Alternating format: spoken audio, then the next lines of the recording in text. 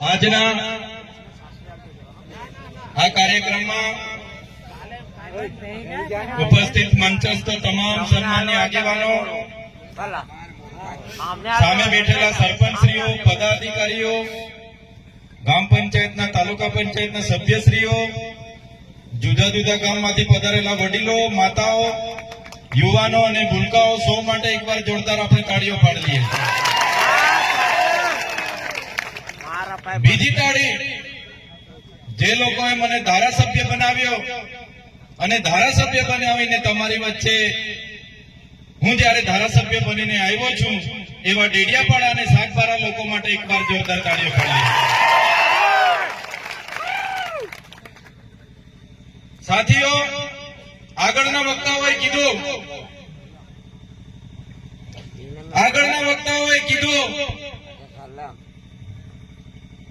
કે નર્મદા ડેમમાં આપણા આટલા બધા ગામો ગયા,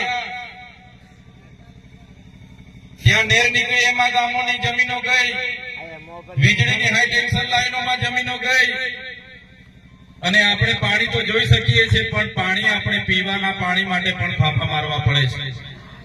ત્યારે આપણા નેવસિંહ સરપંચ અને નરેન્દ્રભાઈએ કીધું કે આ લોકો જો આવનારા દિવસોમાં પણ પાણી નહીં આપશે, ત્યારે હવે આઝાદીના તો 78 વર્ષ સુધી રાહ જોઈને બેઠા, પણ આવનારા દિવસોમાં પાણી નહીં આપે ત્યારે હવે કોઈ ધારણા કે આંદોલન કે આવેદન નિવેદન પત્ર આપણે કરવાનું થતું નથી. હવે નર્મદા નદી, નર્મદા ડેમ જ્યારે પણ એલાન અમારે કરવાનું થશે અમે એલાન કરીશું. તમે બધા આવી જજો, આપણે નર્મદાની મુખ્ય કેનાલ જ બંધ કરાવી દઈશું. પાણી બંધ. તમે 500 કિલોમીટર કચ્છમાં લઈ જાઓ છો, તમે 1000 કિલોમીટર નહીં પણ 5000 કિલોમીટર કાશ્મીર લઈ જાઓ.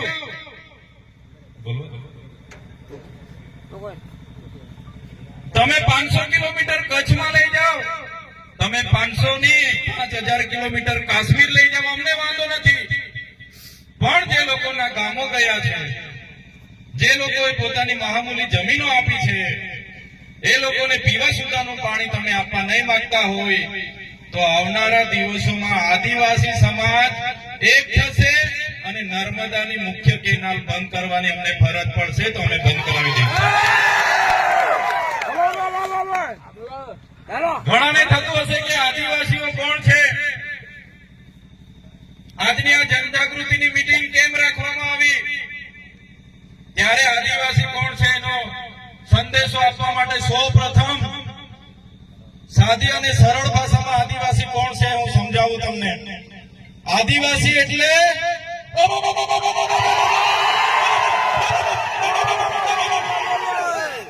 આ આદિવાસી છે.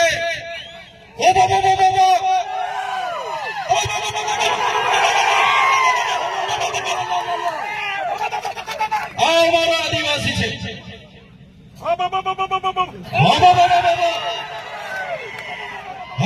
એટલે આપણા દેશમાં આપણું રાજ, આપણા ગામમાં આપણું રાજ. આ ઉભો આદિવાસી સિવાય કોઈની તાકાત નથી કે ઉભો કરી શકે.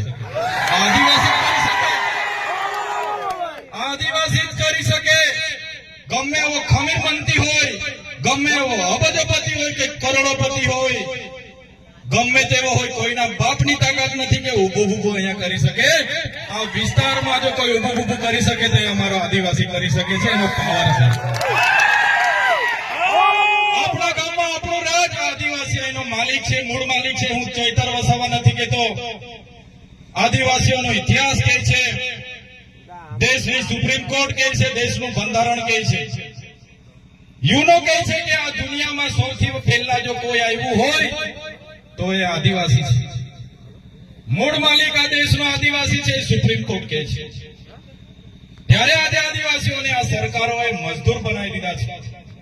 આજે દાદાઓએ કીધું અમારી પણ જમીનો છે, અમને પણ પાણી આપો, અમારા બાળકોને પણ શિક્ષણ આપો, અમારા યુવાનોને પણ રોજગાર આપો. પણ આ સરકારો જાણી જોઈને આદિવાસીઓને ભણાવવા નથી માંગતી. અહીંથી પાણી લઈ જાય છે પણ પાણી આપવા નથી માંગતી. આદિવાસીઓને ભેગા થવા નથી દેવા માંગતી. આગળ પાનવડમાં કાર્યક્રમ હતો અને પરવાનગી નહીં આપવામાં આવી. આદિવાસી 5મી અનુસૂચિ વિસ્તારમાં રહી છે. આદિવાસીઓનું સ્વશાસન એમાં લખેલું છે.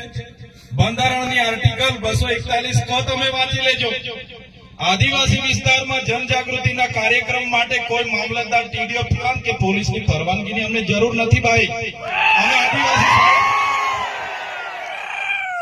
અને જે લોકો આરએસએસ ની વિચારધારા વાળાએ કેટલાક લોકોને હાથા બનાવીને અમારા કાર્યક્રમ નહીં થાય, ચૈતર વસાવા અહીંયા નહીં આવે, એના માટેના કાર્યક્રમો પોલીસ પર દબાણ કરાવીને રદ કર્યા હોય તો એના 2-3 લોકો અહીંયા પણ આવીને વિડીયો બનાવવા બનાવી લેજો. तुमको क्या लगता था नहीं लौटेंगे? तुमको क्या लगता था नहीं लौटेंगे? बोलो, जब तक तोड़ेंगे नहीं तब तक छोड़ेंगे नहीं. हमको क्या अंडू पांडू गंडू समझ के रखा है क्या? ये आदिवासी है, आदिवासी. यहाँ आदिवासियों का राज चलेगा. અમે કોઈના પર અધિકારોની ભીખ નથી માંગતા. સંવિધાનમાં અમારા બાબા સાહેબ અને જયપાલસિંહ મુંડાએ આદિવાસીઓને અધિકારો આપ્યા છે. આ શિડ્યુલ એરિયા છે અને સંવિધાનમાં લખ્યું છે શિડ્યુલ એરિયામાં આદિવાસીઓનું સ્વશાસન, ગ્રામ સભાના પાવર છે, રૂઢિગત ગ્રામ સભાના પાવરો છે. ત્યારે આજે અમારા આદિવાસીઓને પાર્ટીઓના નામે લડાવવામાં આવે છે, ધર્મ સંપ્રદાયના નામે ભાગ પાડવામાં આવે છે, નવા જૂના નાના મોટા સંગઠનોના નામે વેચી દેવામાં આવ્યા છે. ત્યારે મારા યુવાનોને જાગૃત કરવા માટે અમે આવ્યા છીએ. આજે તમે જોઈ લો, આદિવાસી એટલે કોણ? આદિવાસી એટલે આદિ અનાદિકાળથી આ પૃથ્વી પર વસનારો આદિવાસી. આદિવાસીઓનો ઇતિહાસ તમે વાંચી લેજો. મોહનજોદડો હડપ્પાની સંસ્કૃતિનો ઇતિહાસ વાંચી લેજો. સિંધુ ખીણની સંસ્કૃતિનો ઇતિહાસ તમે વાંચી લેજો. 9 થી 10,000 વર્ષ પહેલાની એ સંસ્કૃતિ, સભ્યતા એ આપણા આદિવાસી પૂર્વજોની સંસ્કૃતિ હતી. તમે રામાયણ ઉઠાવીને વાંચશો, રામાયણમાં સબરી ભીલનો ઉલ્લેખ આવે છે, હનુમાનજીનો ઉલ્લેખ આવે છે, નિષાદ રાજાનો ઉલ્લેખ આવે છે. એ આપણા પૂર્વજો હતા, એ આપણા આદિવાસીઓ હતા. મહાભારત ઉઠાવીને વાંચી જોજો, એમાં જે